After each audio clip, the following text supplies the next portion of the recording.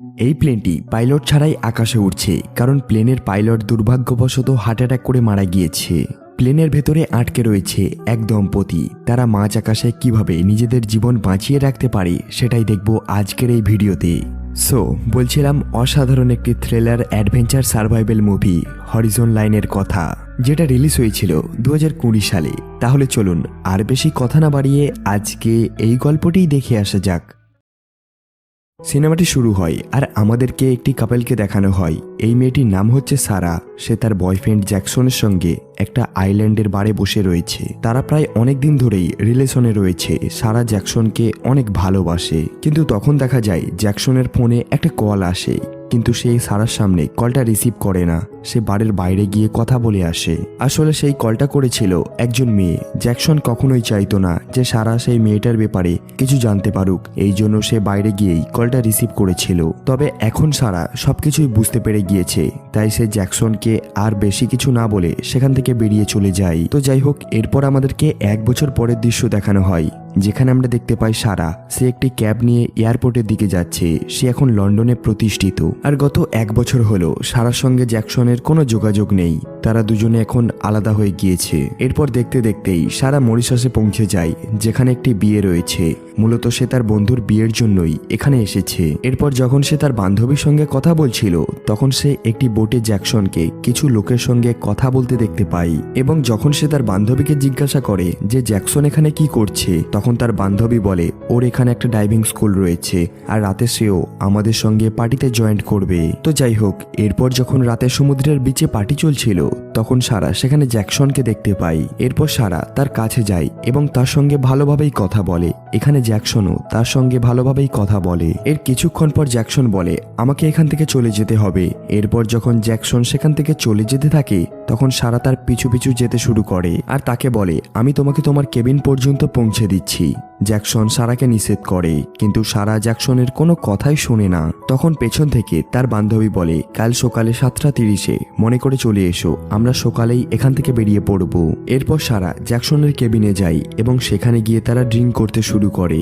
নেশা করে তারা একে অপরের অনেক কাছাকাছি চলে আসে। এরপর তারা পুরো রাতটা একসঙ্গে এইভাবেই কাটিয়ে দেয়। এরপর যখন সারা ঘুম থেকে ওঠে, তখন প্রায় 8টা বেজে গিয়েছে। আর এই জন্যই সেখান থেকে ফিরে যাওয়ার শেষ বোটটাও চলে গিয়েছে। আর এখন যেভাবেই হোক সারাকে তার বান্ধবীর বিয়েতে পৌঁছাতে হবে।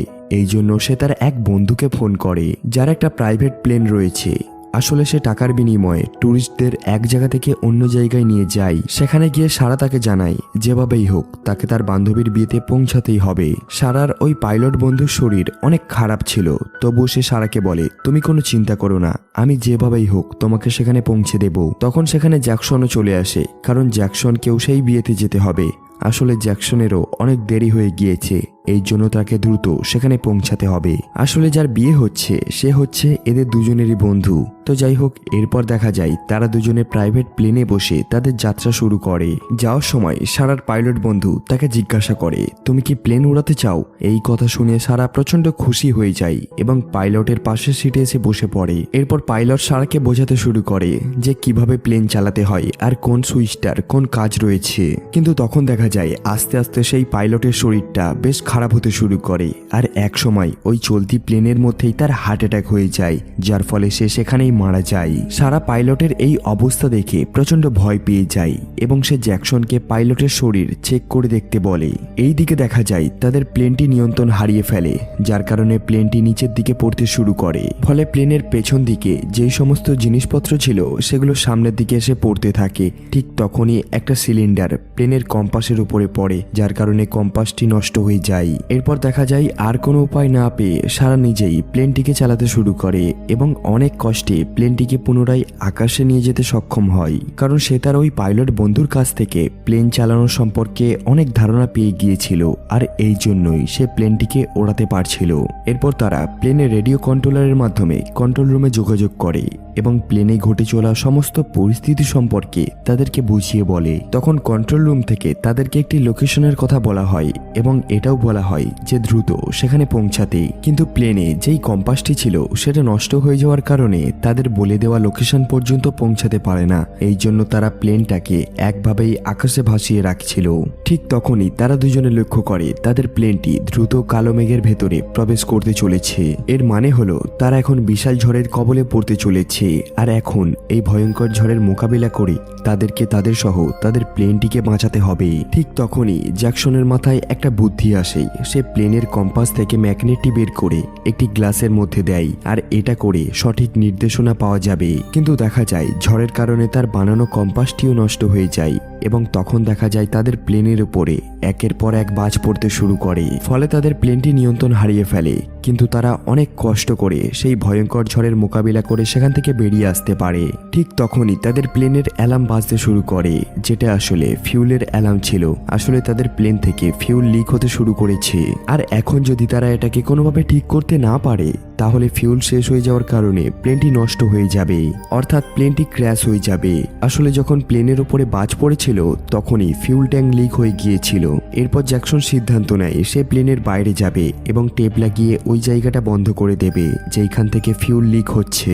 সারা তাকে বাইরে যেতে নিষেধ করে, কিন্তু জ্যাকসন বলে যদি আমি বাইরে না যাই তাহলে আমরা এই প্লেনের মধ্যেই মারা যাব। এটা বলে সে তার কোমরে একটি দড়ি বাঁধে এবং দড়ির অপর অংশ সে প্লেনের সাথে ভালোভাবে বেঁধে দেয়। এরপর সে ধীরে ধীরে বাইরে যায় এবং সেই লিক হওয়া জায়গাটাই টেপ লাগানোর চেষ্টা করে। তবে অনেক চেষ্টা করার পরে সে ওই জায়গাটাই টেপ লাগাতে সক্ষম হয়। এই জন্য ফিউল লিক হওয়া বন্ধ হয়ে যায়। কিন্তু দেখা যায় যখন সে প্লেনের ভেতরে আসতে যাবে তখনই তার হাত স্লিপ করে, ফলে সে প্লেনের বাইরে পড়ে যেতে শুরু করে। এটা দেখে সারা প্রচন্ড ভয় পেয়ে যায়। তাই সে প্লেনটিকে অটোমোটিভ দেয় এবং অনেক চেষ্টা করে জ্যাকসনকে প্লেনে ফিরিয়ে আনতে সক্ষম হয়। কিন্তু দেখা যায় যখন জ্যাকসনের হাত স্লিপ করেছিল তখন প্লেনের ব্লেডে লেগে তার হাত অনেকটা কেটে গিয়েছিল। কিন্তু তারপরেও সে ওই জায়গাটা বন্ধ করতে পেরেছিল যেখান থেকে প্লেনের সমস্ত ফিউল বেরিয়ে যাচ্ছিল। কিন্তু যখন তারা আবারও ফিউল ট্যাঙ্ক চেক করে তখন তারা দেখতে পায় ফিউল এখনো কম রয়েছে। এর মানে হলো খুব দ্রুত ফিউল শেষ হতে চলেছে। আর এখন যদি তারা আর কিছু না করতে পারে তাহলে তাদের প্লেনটি দ্রুত ক্র্যাশ করবে। এই জন্য তারা সিদ্ধান্ত নেয় প্লেনে যেই সব জিনিসের প্রয়োজন নেই সেই সব জিনিসগুলো তারা ফেলে দেবে, যার ফলে প্লেনের ওজন অনেক কম হয়ে যাবে। এরপর তারা প্লেনে থাকা সমস্ত জিনিসপত্র এক এক করে ফেলে দিতে শুরু করে এবং এক পর্যায়ে সারা তার পাইলট বন্ধুর মৃতদেহকেও ফেলে দিতে বাধ্য হয়, কারণ তারা যে কোনো কিছুর বিনিময়ে ওই প্লেনটিকে হালকা করতে চায়। আর প্লেনটি হালকা হলে তাদের কিছুটা হলেও ফিউল কম নষ্ট হবে। কিন্তু তবুও দেখা যায় কিছুক্ষণের মধ্যেই আবারও ফিউল ট্যাঙ্কে ফিউল কম দেখাচ্ছে। আর এখন যদি ফিউল শেষ হওয়ার আগে তারা তাদের প্লেনটি ল্যান্ড করার জায়গা খুঁজে না পায় তাহলে প্লেনটি ক্র্যাশ হয়ে তাদের দুজনেরই মৃত্যু হবে। এরপর জ্যাকসন সারাকে বলতে থাকে আমাদের কাছে এখন আর একটাই উপায় রয়েছে। আমাদের কাছে যেই অ্যালকোহলগুলো রয়েছে সেই অ্যালকোহলগুলো ফিউল ট্যাঙ্কে ঢেলে দিলে আমরা হতে পারে আরো কিছুক্ষণ আকাশে উঠতে পারবো। জ্যাকসনের কথায় সারা রাজি হয়ে যায়, কিন্তু অ্যালকোহল ফিউল ট্যাঙ্কে ঢেলে দেওয়ার জন্য তাদেরকে আবারও একবার প্লেনের বাইরে যেতে হবে। জ্যাকসন সারাকে বলে আমি বাইরে যাব। তখন সারা তাকে নিষেধ করে এবং তাকে বলে এমনিতেই তোমার হাত কেটে গিয়েছে, তোমার হাতে অনেক ব্যথা, চাইলেও তুমি বাইরে যেতে পারবে না, আর এই জন্যই এই কাজটা আমাকেই করতে হবে। জ্যাকসন তাকে নিষেধ করে, কিন্তু এটা ছাড়া তাদের কাছে আর কোনো উপায় ছিল না। এরপর দেখা যায় সারা নিজের জীবনের ঝুঁকি নিয়ে প্লেনের বাইরে যায়। এরপর সে প্লেনের ফিউল ট্যাঙ্কে অ্যালকোহল ঢালতে শুরু করে, কিন্তু বাইরে বাতাসের গতিবেগ অনেক বেশি হওয়ার কারণে সে প্লেন থেকে স্লিপ করে নিয়ন্ত্রণ হারিয়ে ফেলে। কিন্তু তারপরেও সে অনেক কষ্ট করে প্লেনের ভেতরে আসতে সক্ষম হয়। এটা দেখে জ্যাকসন খুবই খুশি হয়ে যায়, কারণ সারা এত রিস্ক নিয়ে যেই কাজটা করতে গিয়েছিল সেটা সম্পূর্ণ করে ফিরে আসতে পেরেছিল। তো যাই হোক, এরপর দেখা যায় ফিউল ট্যাঙ্কে ফিউল অনেক বেড়ে গিয়েছে। এই জন্য তারা আবারও অনেক খুশি হয়ে যায়। কিন্তু এইভাবেই প্লেনটি অনেকক্ষণ আকাশে ওড়ার ফলে ফিউল দ্রুত শেষ হয়ে আসছিল। আর এখন যদি তারা ল্যান্ডিং এর জায়গা খুঁজে না পায় তাহলে প্লেনটি দ্রুত সমুদ্রে ক্র্যাশ করবে। ঠিক তখনই তারা দুজনে তাদের সামনে একটি আইল্যান্ড দেখতে পায়, যেটা দেখার পর তারা দুজনে অনেক খুশি হয়ে যায়। তাই তাদের প্লেনটি সেই আইল্যান্ডের দিকেই নিয়ে যেতে শুরু করে। কিন্তু যখন তারা সেখানে পৌঁছে যায় তখন তারা দেখতে পায় সেখানে তো কোনো আইল্যান্ডই নেই। আসলে যেটা তারা এতক্ষণ দেখেছিল সেটা জলের রিফ্লেকশন। তারা ওপর থেকে সেটিকে আইল্যান্ড ভেবেছিল। এটা দেখার তারপর তারা দুজনে খুবই হতাশ হয়ে পড়ে এবং তারা মনে করতে থাকে এই সমুদ্রেই তাদের প্লেনটি ক্র্যাশ করবে। কিন্তু তখনই তারা আর একটা আইল্যান্ড দেখতে পায়, আর এটা কোনো জলের রিফ্লেকশন নয়, এটা আসলে একটি আইল্যান্ড যেটা তাদের থেকে কিছুটা দূরেই রয়েছে। এরপর তারা তাদের প্লেনটি সেই দিকেই নিয়ে যেতে শুরু করে, কিন্তু ওই আইল্যান্ডের কাছে পৌঁছানোর আগেই তাদের প্লেনের ইঞ্জিন নষ্ট হয়ে যায়, কারণ তারা কিছুক্ষণ আগেই ফিউলের বিকল্প হিসেবে অ্যালকোহল ঢেলেছিল, এই জন্যই তাদের প্লেনের ইঞ্জিনটা নষ্ট হয়ে গিয়েছে। তো যাই হোক, এরপর দেখতে দেখতেই প্লেনটি জলের মধ্যে ক্র্যাশ হয়ে যায়। তারা দুজনে ওই প্লেনের মধ্যেই আটকে পড়ে এবং প্লেনটি আস্তে আস্তে সমুদ্রের গভীরে তলিয়ে যেতে থাকে। কিন্তু তখন দেখা যায় প্লেনটি দ্রুত গতিতে জলের মধ্যে পড়ার কারণে জ্যাকসন অজ্ঞান হয়ে গিয়েছে। সারা তার জ্ঞান ফেরানোর অনেক চেষ্টা করে, কিন্তু কোনোভাবেই জ্যাকসনের জ্ঞান ফেরে না। সারা অনেক চেষ্টা করে প্লেন থেকে বাইরে বের হওয়ার, কিন্তু এত জলের গভীরে জলের প্রেসার বেশি হওয়ার কারণে তারা কোনোভাবেই বাইরে বের হতে পারছিল না।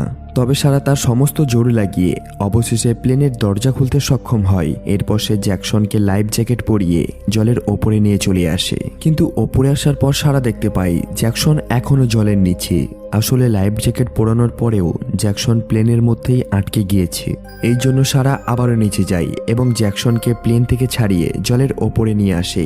এরপর তারা সাঁতার কেটে কোনোভাবে সেই আইল্যান্ড পর্যন্ত চলে যায় এবং এরই মধ্যে জ্যাকসনেরও জ্ঞান ফিরে আসে।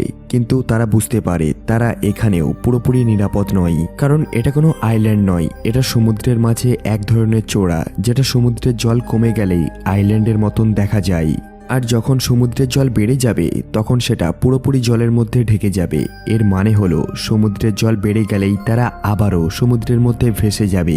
এরপর দেখা যায় আস্তে আস্তে সমুদ্রের জলের লেভেল বাড়তে শুরু করে, আর তারা এতক্ষণ যেই জায়গাটায় আশ্রয় নিয়েছিল সেটাও সম্পূর্ণ জলের মধ্যে ডুবে যায়। তারা দুজনে এখন অসহায়ের মতন জলের মধ্যে ভাসতে থাকে। তাদের দুজনকে এখন কেউ দেখতেও পাবে না। তারা কি করবে কিছুই বুঝে উঠতে পারছিল না, কারণ তারা তো দুজন, কিন্তু তাদের কাছে লাইফ জ্যাকেট একটাই রয়েছে, যেটাও জ্যাকসন পরে রয়েছে।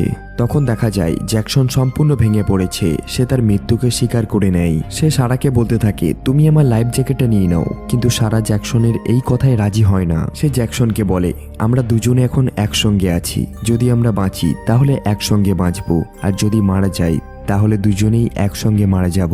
তখন সারা জ্যাকসনকে বলে আমি তোমাকে অনেক ভালোবাসি। এখানে জ্যাকসনও বুঝতে পারে সেও সারাকে কতটা ভালোবাসে। এই কথা বলতে বলতে তারা খুবই ইমোশনাল হয়ে পড়ে এবং একে অপরকে শেষ বারের মতন জড়িয়ে ধরে। তারা ধরেই নিয়েছিল যে তাদের এখনই মৃত্যু হবে, কিন্তু তারা লক্ষ্য করে তাদের দিকে একটি বোট আসছে। আসলে এরা যখন কন্ট্রোল রুমে যোগাযোগ করেছিল তখন এই বোটে থাকা ব্যক্তিরাও সেটা জানতে পেরেছিল, আর এই জন্যই তারা এদেরকে বাঁচাতে এখানে চলে এসেছে। তো যাই হোক, অবশেষে তার ভাগ্যক্রমে সেখান থেকে বেঁচে ফিরতে পেরেছিল, আর এখানেই এই অসাধারণ গল্পটি শেষ হয়ে যায়।